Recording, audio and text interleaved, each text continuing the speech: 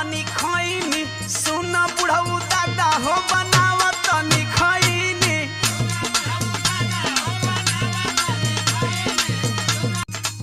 तरी फोड़ पाए तोरे हिम्मत हो फोड़ के देखा तरी पनिए ऐसे पहाड़ ऐसे ही पानी पहे तरी फोड़ता है तोरे हिम्मत हो ना तो फोड़।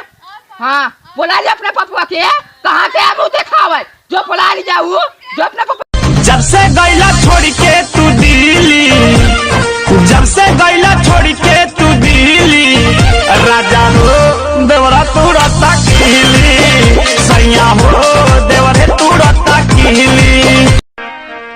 अरे मेरे बाबा ने बाग लगायो रे।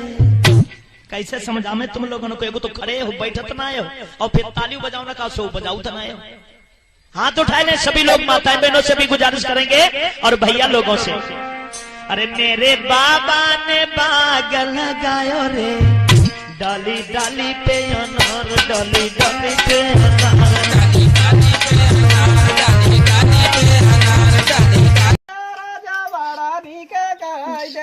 खेतवा गोड़ा राजा बड़ा नीक गाय दे, बालमुआ हो पेटावा फुला के गया, बालमुआ हो पेटवा फुला के गया।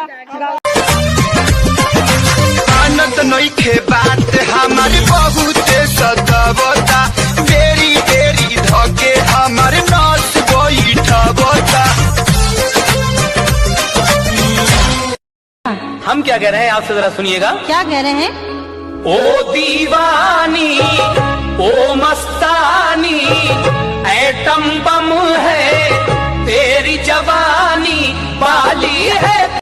हम क्या 5 साल पहले जब मैंने अपने भाभी के हाथ में स्क्रीन टच 4G देखा था। सुना सुना रे नगरुआ के माई कहावा से आइलो शक्ति न टच मोबाइल, कैसे चलेला एक छेड़ला हसे। भाभी ने बड़े अभिमान से जवाब दिया, भेजले बल्लू तना केरला से, चलेला हाथे पखेरला से। और जब परसों मैंने पूछा क्यों भाभी आजकल ऑनलाइन नहीं रहती हो, तब कैसे कहीं हमके दुख भरपूर देले बा, तार सिम लोढ़ा से छुड़ देले बा। अरे ये झूठ बोलते अरे हमारे कोरोना में तू पारा वाली खाया है, आधी रात बोल काहे मिले को बुलाया है। जवानिया पर चोकर छीट दबनाक डूबा के मर जाएगी।